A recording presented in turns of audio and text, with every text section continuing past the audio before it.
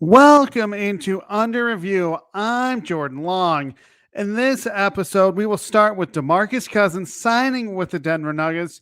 Then we're going to go to the Colorado Avalanche with I would call it a suspension that should have happened but did not. And then we're going to end with the NFL and the fact that these refs have been not that great in these playoffs and have been criticized. But we're going to start with Demarcus Cousins. Demarcus Cousins, there was a lot of talk about him signing with the Denver Nuggets. It's been weeks and weeks and weeks. We've been waiting a few weeks for this to happen. The thing is, though, they finally signed him today to a 10-day contract. He might be in the lineup tonight as the backup to Nikola Jokic at center.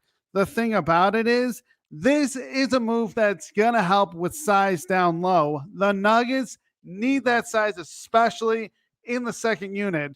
Whenever Jokic goes down, out and needs to be subbed and has a couple of minutes of rest, the second unit does not, does not have size. So they allow the other team to come back into the game. They did have size, but the guy that they had size with, Bull, actually ended up getting traded. Interesting to note that they tried to trade Bull a few weeks ago, if you remember, but that trade got rescinded because of the fact that Bull actually had something go wrong with his foot. He actually had surgery for it, and the Pistons actually sent him back to Denver. And then the Nuggets decided, okay, we're going to see if there's another trade out there.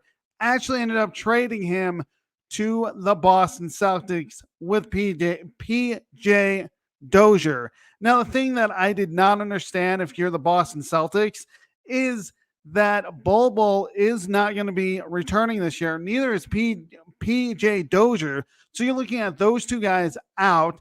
And I'm thinking to myself, why in the world would you want to trade for them? They're both injured. This is basically a trade for the future, possibly, because you don't know what's going to happen with Bull, especially when he comes back. Will he be 100%? I don't know that. PJ Dozier is actually going to be a free agent, so who knows if he'll ever put on a Celtics uniform. So the fact of the matter is the Nuggets actually had an open roster spot for Demarcus Cousins. And the thing that I like about Demarcus Cousins is he's 6'10". So that's going to give size to the Nuggets, especially on their bench. We didn't have any size without Nikola Jokic on that second unit. So this actually gives us size. And the thing about him is he played for Milwaukee this year. Didn't really do a whole lot. He was let go after 17 games. And in those 17 games, he was actually pretty productive if you look at it for the Milwaukee Bucks, with 9.1 points and added 5.8 rebounds per game. So I'm still wondering why Milwaukee let him go. But you do have Giannis Antetokounmpo, the best center in the league. But the fact of the matter is you let Demarcus Cousins go, and the Nuggets were a landing spot as soon as they said, hey, we're going to trade Bull. The thing I like about Demarcus Cousins is he actually knows Mike Malone's system. He was with the Kings when Mike Malone coached the Sacramento Kings from 2013 to 2015. The 10-day contract is only going to let us know what what Demarcus Cousins is going to do with the Denver Nuggets. So you look at Demarcus Cousins coming in for a 10-day. This doesn't guarantee that he's going to stay here the rest of the year.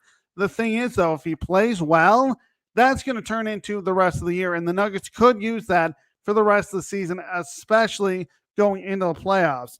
Of course, the Nuggets need playoff experience. Right now, they sit at the 6th seed, so you're not worrying about the play-in tournament at this point. So let's just say Demarcus Cousins stays for the rest of the year. What does that bring in for Demarcus Cousins? Well, Cousins has played plenty of playoff games, 15 games in the playoffs. That's experience that the Denver Nuggets need, especially if they want to move out of the first round and go to the second round, even if they're a 6 seed, or hey, maybe they'll be a 5 seed. But the point of the matter is they're the 6 seed. They're going to try to avoid the play-in tournament, and Demarcus Cousins is going to help that. So let's just say Demarcus Cousins stays for the rest of the year. That's playoff experience. So the Denver Nuggets right now sit at 23-20, 6th in the West. So they're just looking at the playoffs. I would love nothing better than for Demarcus Cousins to actually sit here and actually play well for the Denver Nuggets. Will that happen?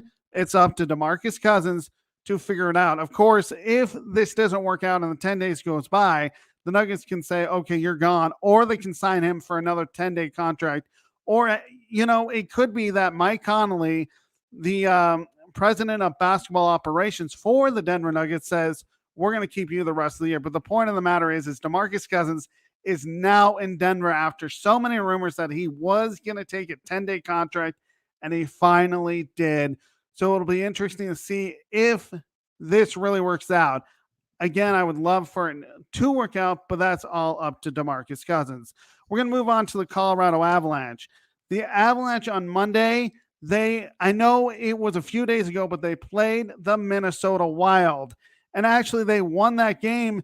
But in the second period, when they were ahead 2-1, there was, with 11 minutes and 9 seconds left in the second period, there was an incident that I wish the NHL would have looked at even more. Left winger for the Minnesota Wild, Jordan Greenway, was kind of cruising into the net and decided to run over Darcy Kuemper, the goaltender for the Colorado Avalanche, and actually ended up hitting Darcy Kuemper. Kuemper sat down. He was down for a little bit. The trainers looked at him.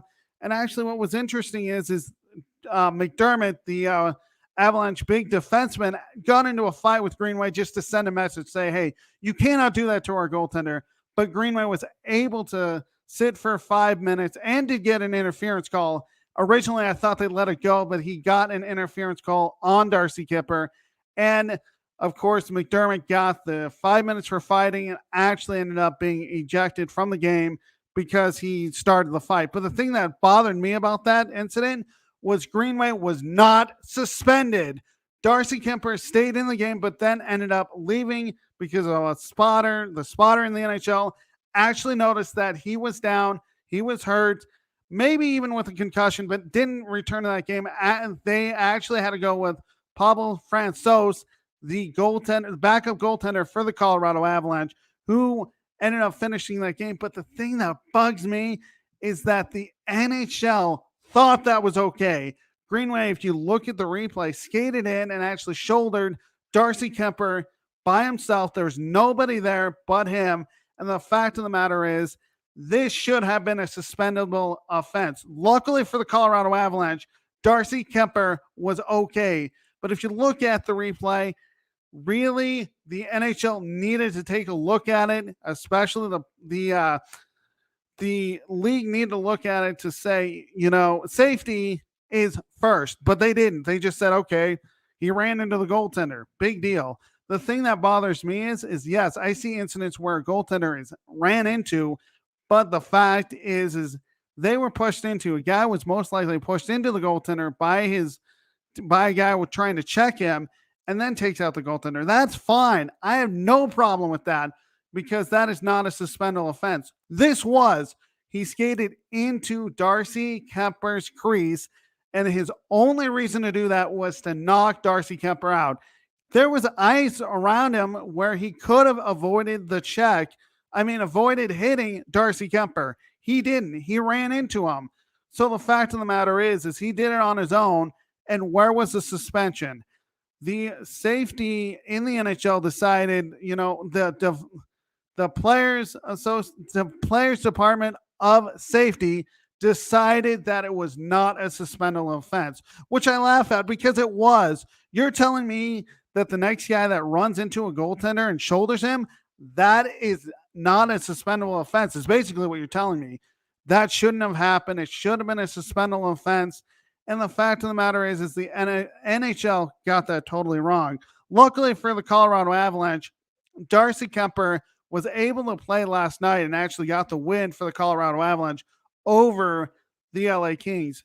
They're just lucky that there wasn't any concussion. Of course, the NHL definitely got it wrong.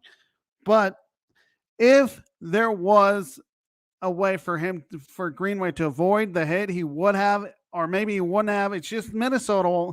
Anytime the Avalanche and Minnesota get together, it seems like this type of thing happens. So luckily for the Avalanche, Darcy Kuemper was fine. But I still don't know how the NHL didn't decide that that was a suspended offense. But the fact of the matter is Darcy Kemper was okay. He was ready to go and ended up playing last night. So that's the only good news. I just wish the NHL would have told the Minnesota Wild, you can't play that way. Greenway needs to be suspended, especially since he could have avoided it. Again, like I said, if this had been a guy running it, got checked into Greenway and Greenway ended up checking into Darcy Kemper, none of this would have happened. But I'm just glad for Darcy Kemper that he is okay. And I hope the NHL, the next time something like this happens, they'll take a better look at it because it needs to be addressed. You can look at the replay on if you Google YouTube and put Greenway runs into Darcy Kemper, then you'll understand what I'm talking about. But the fact of the matter is, this should have been a suspendable offense. But, they didn't. And I thought, honestly, should have gotten 1 or 2 games. I just wonder, again, like I've talked about, if another player happens to do this like they did to Darcy Kemper, will they get suspended? Even so, they did get a penalty, but there wasn't a fine. So Greenway basically got a slap on the wrist saying, okay, you can do that, but next time maybe it'll be a bigger suspension. But the NHL was just lucky nothing bigger happened. And the fact of the matter is like I said, Darcy Kemper was able to play, but I still don't understand why it wasn't a suspension. Actually, the Avalanche play the Minnesota Wild, which is supposed to take place March 29th, which is the last time we're going to actually see the Minnesota Wild and the Colorado Avalanche play this year. What will be interesting is seeing what happens with Greenway when they play each other, because this is going to be in the back of the minds of the Colorado Avalanche, assuming Greenway stays with the Minnesota Wild. But I'm not going to say it's a dirty play. He's a dirty player, but it was a dirty play. So on March 29th, that is a date to circle to see if, in fact, what happens when the Avalanche play the Minnesota Wild. Then again, Greenway may be gone because of the trade deadline. He's a great player for the Minnesota Wild, but he could still stay with the Minnesota Wild. So we'll have to wait and see what happens. But the fact of the matter is March 29th, mark it on your calendars for the Colorado Avalanche to see if Greenway is still there. Finally, on to NFL officiating. I know it hasn't been great this year, especially in the regular season, but looking at the postseason, I'm not going to say it's gotten worse, but the fact of the matter is these guys are not letting teams play. I really figured they would actually allow teams to play during the playoffs. Let them decide how it's going to go, not decide how the referees calls. But if you look at the Cincinnati Bengals versus the Las Vegas Raiders game last week, there was a call that I really thought they should have looked back on. And as we all know, it was an inadvertent whistle by one of the referees on Jerome Boger's staff. Now, I understand why the guy actually had an inadvertent whistle. It looked like Joe Burrow had stepped out of bounds. And if you look at the replay, he clearly did not. There was no way of saying that he did step out of bounds, even though it looked like it. The thing I have a problem with is the Las Vegas Raiders heard the whistle and stopped playing, which is exactly what you're taught. In any sport, I don't care if it's the NBA or if you're playing basketball, the NFL, or just playing football, or the NHL or hockey, when a whistle blows, you are taught to stop. You do not keep playing, and that's exactly what the Las Vegas Raiders did. On the other hand, the Cincinnati Bengals actually kept playing, and they scored a touchdown on that play. Now, if you look at it, yeah, maybe it shouldn't have happened. But the thing is these refs got together and talked about what they saw. They were trying to decide, well, did the whistle actually blow when he caught it, or did it happen when the ball was in the air? The thing is, if the ball was caught and then the whistle blew by the Cincinnati Bengals, let's say the Bengals, even though they did score a touchdown, let's just say the whistle blew when when he actually caught the ball. Then I would have had no problem with it. It would have been an inadvertent whistle, but according to the rules, it still would have been a touchdown. But if you look at the inadvertent whistle when the ball was thrown, it should have stopped play. What really should have happened is the NFL upstairs should have said, hey, you know what? We saw that there was an inadvertent whistle. Replay the down. I understand there was only 1 minute and 55 seconds left to go in the second quarter, but let's just replay the down. And it would have been third down at that point, but they failed to do so. And then we had the incident in the Dallas Cowboys game. I understand people are going to say that the Dallas Cowboys, obviously, they didn't win, but they are going to say the refs cost them the game. That is not the case. If you look at the play, Dak Prescott, for whatever reason, decided to run with about 14 seconds left with a bunch of space. And I understand the thinking. The thinking is we go down there, we have a chance to spike the ball, and then we can throw it into the end zone for one play to maybe win the game. The problem I had with it is how much time it took. You don't run for that many yards. You do maybe 5 to 10 yards. Then you get your players back and then you spike it. Then that would have saved you about, 5 or 6 seconds. Then you would have had a chance.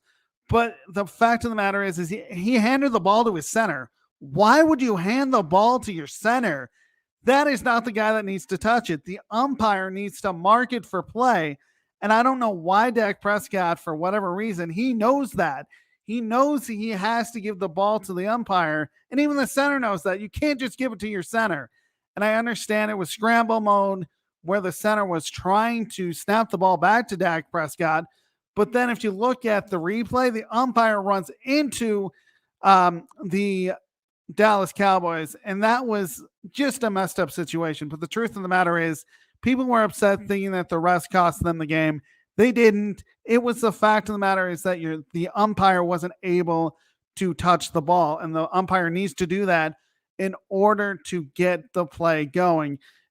And I really do blame Dak Prescott and the fact that they didn't get that play off, because if they would have, it would have been a chance for them to do something. As for the refs in these playoffs, I think they've been okay. They have missed some calls here and there, but that's going to happen. It's a human element. But I hope here in the divisional playoffs that start tomorrow, they're going to let these guys play. Do not call anything unless it's obvious. I'm talking about an obvious holding, obvious pass interference, intentional grounding, the things that are obvious. If it's ticky-tack stuff, please let those go. Let the players play. I don't want to have a headline that says the player or this team lost the game because of this call. I don't want to see that. And even if we see a controversial call, hopefully the replay can get to it. The thing that bothers me about the Cincinnati Bengals incident was the fact that we have replay. Replay should have been used in that situation to say, hey, that's not a touchdown. Let's go back and replay it. I even talked to a buddy of mine on Facebook about NFL officiating, and I understood where he was coming from. He said it's a human element. Of course it's a human element. He likes a human element. And in my case, I don't like it just because we have replay. We have the technology to actually sit there and redo anything and actually get the calls right. In the end, that's what we want. We want the calls right. We actually sat back and talked about the Calvin Johnson play from a while back, as well as the Green Bay Packers versus Dallas Cowboys, when Dez Bryant thought he caught a pass and they called it incomplete. And we both argued that the Calvin Johnson, that should have been a touchdown, because if you watch that replay, most of you know what I'm talking about. It was against the Chicago Bears. He went up, he caught the ball. It looked like he had one butt cheek down and he had possession of the ball. The only reason why the ball came loose was he was about to celebrate. And of course, they went to replay to look at that, and they determined, no, he didn't have possession of the ball. I mean, we're talking about possession all the way down to the ground, which apparently he did not have, which is okay. I got it, but I just felt like he had the ball long enough for a touchdown. Then if you look at the Dez Bryant catch, that looked like he went to the ground and then didn't have full control, which would have made it an incomplete pass. He argued that, he had control and he went down. and it should have been a catch. And I still say no, that isn't a catch. But the fact of the matter is he's just saying, we have the human element. I get that, but we have technology to sit here and change calls. So why not use it? I'm not talking about using every replay on every play. That I know that's not possible. The fact is you have to get these calls right. And I feel so bad for the Cincinnati Bengals. Well, not Cincinnati, but I feel sorry for the Las Vegas Raiders fans because you can feel like they've been gypped so many times with the tuck rule back when Tom Brady won a Super Bowl, and this call could be that. But the thing I argue over is that happened with 1 minute and 55 seconds left in the second quarter. There was plenty of time for the Raiders to come back into that game. They fell short. There's no saying that even if that call isn't a touchdown, let's say they replay the down, that Cincinnati doesn't score a touchdown. They could still score a touchdown and the game still would have had the same ending. The thing, though, is I just feel like we have replay. Why not utilize it more? But, most referees are pretty good people in terms of, what they do outside of pretty good at what they do. And I'm talking about NHL, NBA, as well as, Major League Baseball and the NFL. I do criticize them at times, but they do a pretty good job. I just understand that we have so much technology to use. And the thing that I argued too, is we have DVRs so we can sit here and replay something and see, oh, that was a catch. No, it wasn't a catch. So I think that also hasn't helped. But the fact of the matter is we have technology to replay it. I just hope that when we go here into the divisional round on Saturday, which is tomorrow, and on Sunday, that if there is a call, I hope it's the right call. I don't want to have people saying, oh, that was the wrong call. They should have replayed the down. And if you look at the Dallas Cowboys game, hopefully teams look at that as a learning experience and saying, oh, we have to give the ball to the umpire. We can't run something. And in that instance, I do definitely blame the coaching staff and Dak Prescott, because if that didn't happen, especially if he could have thrown it a couple of times, we wouldn't have this discussion. But you have to know how much time's left and if you can get a playoff. But the fact of the matter is that didn't happen. And lots of people are upset about Dak Prescott, as well as the Cincinnati Bengals versus Raiders game. And I get it. I really do. You don't want to have referees saying that, we cost such and such team a game. And that's what actually happens in the NBA with the 2-minute report. I actually hate the 2-minute report because of the fact they have so many missed calls. You can't go back and say, oh, let's replay that. But if you're looking at it this way, the officiating hasn't been that bad in these NFL playoffs. Actually, officials in general haven't been that bad. I know we criticize them at times, but you have to understand their job is really tough. Thank you for listening to the Under Review here. Thank you for listening to Under Review. Please take a look at my sports blog at sports-scoop.com. You can also follow me on Twitter at SportsScoop1. Of course, this has been a Sideline Sports production.